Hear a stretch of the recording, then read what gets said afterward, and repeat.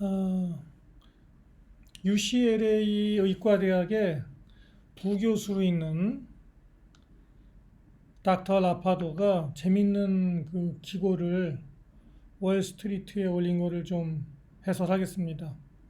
굉장히 중요한 내용이라서 요거는 좀 제가 시간을 가지고 길게 다 말씀을 드리겠습니다.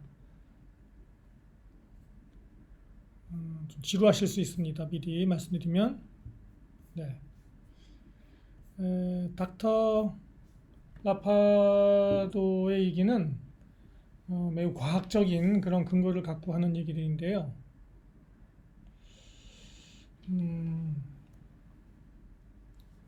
지금 그 마스크 쓰기는 마디스트 이펙트 정도가 있다. 바이러스 전염을 예방하는 데 있어서 중정도, 가운데 정도 효과가 있긴 있다는 것이죠. 그러나 베스트 이펙트는 아니라고 그래요.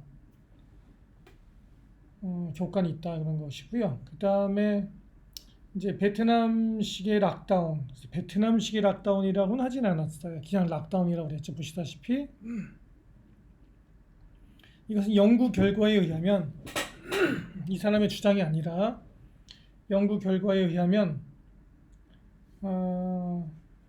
전체적인 사망률은 증가시킨다고 그러네요. 락다운을 하면은 전체적인 사망률보다는 사망 자수죠. 사망 자수는 증가하는데 그러나 효과가 있답니다. 네, 효과가 있는 그런 방책이라고 그래요. 락다운이.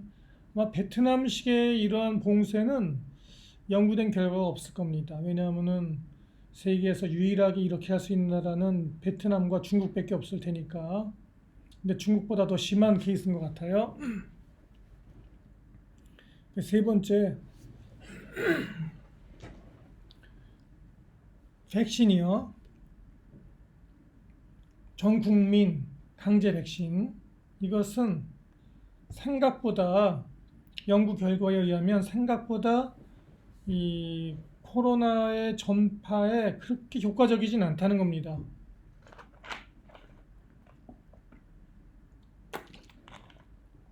그렇다면은 베트남식 봉쇄가 답인 것이냐? 그건 아니고요.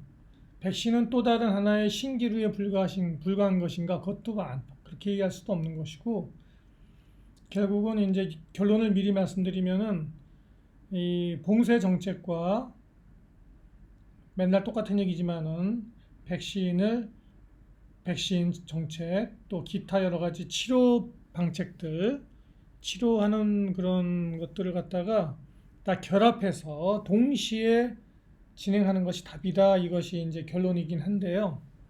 제가 미리 결론을 말씀드렸습니다. 그렇게 하고 이제 나머지는 하나하나 이렇게 순서대로 내용을 보겠습니다. 백신을 강제하는 이유는 이 교수에 의하면 그것은 당신이 백신을 맞지 않았을 경우 남에게 전파할 수 있기 때문이다라는 것이고, 그것은 무슨 이유든지 간에 남에게 이 코로나 바이러스를 전파하면 안 된다는 것이다 하는 것이 그 기본적인 밑에 깔려 있는 백신 강제 정책, 강제로 맞히는 정책에 그러한 철학이 있다 이렇게 이제 얘기하고 있어요. 그렇죠. 우리가 백신을 맞는 것은 우리 몸을 보호하려는 것도 있지만 사실은 남에게 전파하지 않아야 된다는 그런 철학이 있기 때문입니다. 그런데 재밌는 것은 연구 결과에 의하면 무증상 감염과 그리고 이 잠복기 14일 정도의 잠복기가 있잖아요. 걸려도요. 그 동안에도 남에게 전파시킬 수 있기 때문에 결국은 자기도 모르는 순간에 감염이 되고 또 감염이 된다 하더라도 잘 모르는 거예요. 자기가 감염이 됐는지 안 됐는지 코로나에. 이게 이제 매우 다른 질병들하고 많이 차이점이 있는 것인데요. 물론 비슷한 케이스가 있습니다. 독감 같은 것도 그런 케이스죠. 네. 이런 동안에도 남을 전파시킬 수 있기 때문에 사실은 어, 이게 백신의 의미가 이제 많이 없다 이런 얘기예요. 결국은 백신이 맞아도 남에게 전파시키는 것을 막을 수 없다. 대개의 경우에 있어서 그런 좀 어두운 전망을 얘기하는 것입니다. 그러나 좀 아까도 말씀드렸듯이 백신이 무용하진 않습니다. 반드시 필요하긴 합니다. 그러니까 백신을 거부하는 사람인 경우에 뭐 베트남에서 그런 사람은 없어요. 이거는 미국이나 유럽의 얘기로 보시면 됩니다. 아시아권하고는 큰 관계가 없는 얘기들이에요. 하여간 이 무증상 감염인 것이 문제가 되는 것이에요. 이런 비슷한 예가 독감, 또 우리 헤르페스 있죠? 허페스 그러는데 제니탈 허페스, 또 뭐 C형 간염 이런 것들은 사실 비슷하거든요. 이런 것들도 증상이 없더라도 전파시킬 수 있거든요. 그렇잖아요. 허페스 같은 거는 증상 없어도 남녀 간의 관계를 통해서 전파가 되고 C형 간염 같은 것들도 전파가 되지 않습니까? 자기가 걸렸는지 모르거든요. C형 간염 같은 것들은 네, 전파시키죠. 그래서 이런 것들을 우리가 강제적으로 다 백신을 접종하지는 않잖아요, 그죠?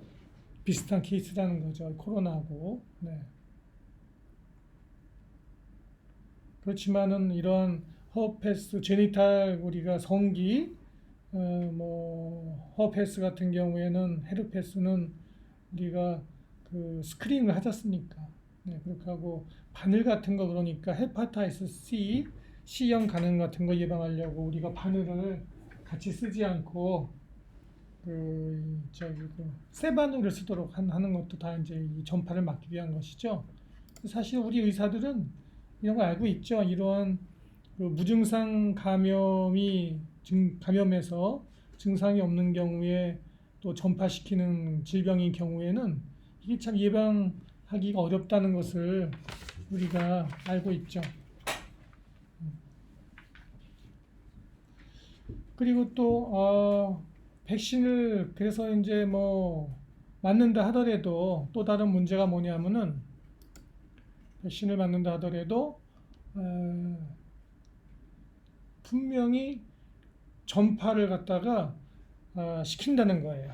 물론 백신을 맞지 않은 사람들에 비하여는 덜 전파시키지만은 여전히 이 백신을 맞아도 역시 이 코로나를 전파시킬 수 있다. 네. 최근 영국에서의 30만 명 굉장히 대량 검사죠. 영국에서 30만 명을 연구한 결과에 따르면 이게 한 3달에서 4달 정도 경과하면은 백신을 다 접종한 이후에 네, 많이 떨어지기 시작한다는 겁니다. 그러니까 석 달 내지 넉 달이 지나면 백신을 맞아도 남에게 전파시키는 그런 효과가 많이 떨어지기 시작하는데 최근 미국과 이스라엘 그리고 카타르에서 연구한 결과에 따르면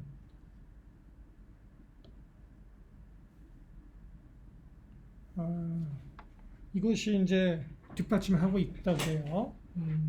이게 얼마나 심하냐 하면은 델타 같은 경우에 더 이게 심해져서 델타 변이 나오기 전에는 그래도 괜찮았는데 델타 변이가 나온 다음에는 훨씬 더 심해져 갖고서 91% 정도 예방 효과에서 66%까지 떨어졌다고 그러고요. 심지어는 이스라엘의 연구 결과에 의하면은 40%까지 떨어졌죠. 이 이제 전파를 예방하는 이 효과가 40%까지 떨어졌다는 것입니다. 델타 때문에. 네. 물론 그렇다고 해서 뭐 백신을 맞으면은 효과 없다는 것은 여전히 아니고 당연하죠. 백신을 맞으면은 자기가 감염되는 율은 여전히 어, 백신을 맞지 않은 미접종자보다 훨씬 강하다. 잘 전염되지 않는다. 이런 거는 맞아요. 다만 이 한 번 걸렸다가 완치된 사람인 경우가 아무래도 가장 강한 그 면역이 된다. 이렇게 이제 이 교수는 라바드 교수는 인용하고 있습니다. 연구 결과를.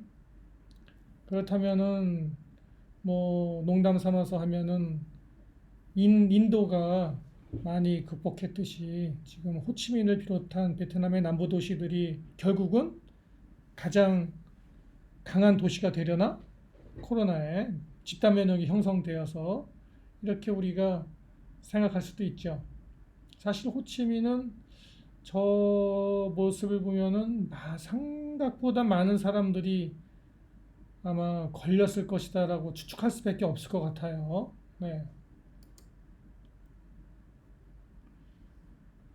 그러니까 이러한 거를 정책 위반하는 그 정책 위반자 당국자들이 이 사실을 알아야 될 텐데 그걸 잘 아직 모른다.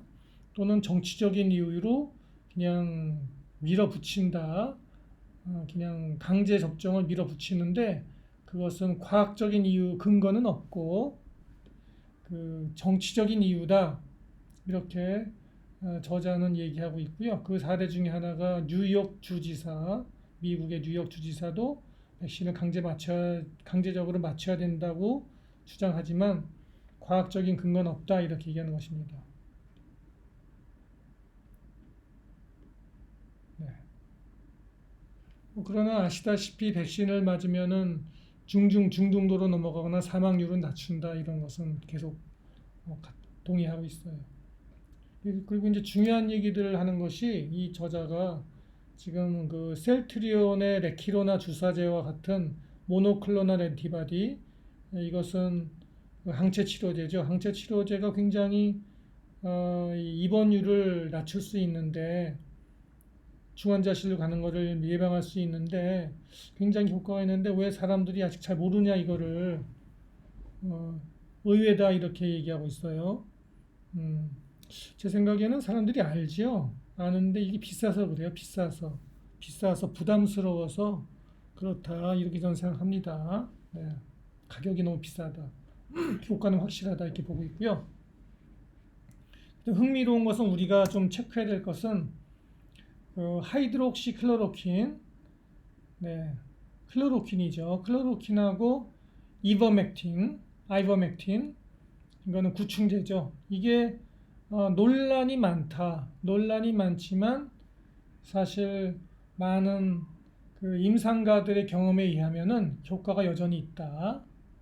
특히 입원율을 낮추는데 효과가 있다. 이렇게 입원율과 사망률을 낮추는데 이렇게 저자가 쓰고 있으니 우리가 참고해야 될 것 같습니다. 클로로킨하고 이버맥틴이요. 그렇게 하고 저자가 굉장히 그 새로운 것들을 여기 말하고 있는데 어, 여기 빠졌네. 어디 갔냐. 중요한 거 여기 써 있는데 제가 좀 찾고 있어요. 새로운 약에 대해서 언급했거든요. 음,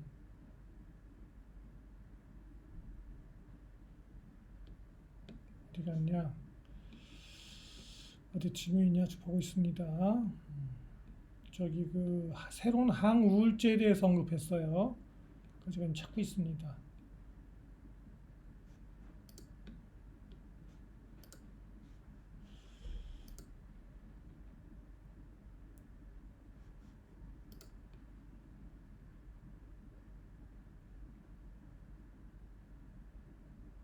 여기 있네. 네, 요거 아주 새로운 것에 대해서 언급을 해서 제가 좀 중요시하게 보고 있습니다. 이게 어, 플루복사민이라는 항우울제가 약 30% 정도로 그 입원율을 감소시키고 있다고 그러네요. 저도 이거 처음 듣는 얘기거든요. 요거는 이제 Journal of American Medical Association 에서 JAMA죠, JAMA. 그 유명한 JAMA에서 연구가 실렸다고 그래요. 요거는 매우 흥미롭습니다, 진짜로. 매우 흥미로워요. 그래서 이 플루복사민하고 클로로퀸하고 이버맥틴 조합을 우리가 기타 다른 치료법과 할 경우에 병행할 경우에 많은 효과가 있겠다. 뭐 당연히 뭐 셀트리온의 그 항체 치료제 같은 비싼 약과 쓸 수 있으면 금상첨화인데 이 부담이 되면은 요런 그냥 싼 약들과의 조합도 괜찮다. 이런 아주 중요한 얘기를 지금 하고 있습니다. 네. 그래서 결과적으로는 뭐냐? 결과적으로는 이제 결론을 제가 말씀드리면은 지금 말씀드린 내용들이에요. 백신에만 의존할 것도 아니고 봉쇄에만 의존할 것도 아니고 그 치료에만 의존할 것도 아니고 약물에만 의존할 것도 아니고 이걸 다 컨비네이션 합쳐서 모든 거를 종합적으로 다 병행해서 강하게 나가야만 효과가 있다 하는 것이 그 저자의 의견입니다. 오늘 이 해설은 매우 과학적인 얘기라서 의학적으로 복잡한 얘기라서 지루하실 수 있습니다만은 내용에 우리 생명을 살릴 수 있는 또는 건강을 지킬 수 있는 중요한 최신 의학 지견들이 들어있기 때문에 큰 도움이 된다. 이렇게 말씀드립니다. 감사합니다. 하노이 닥터입니다.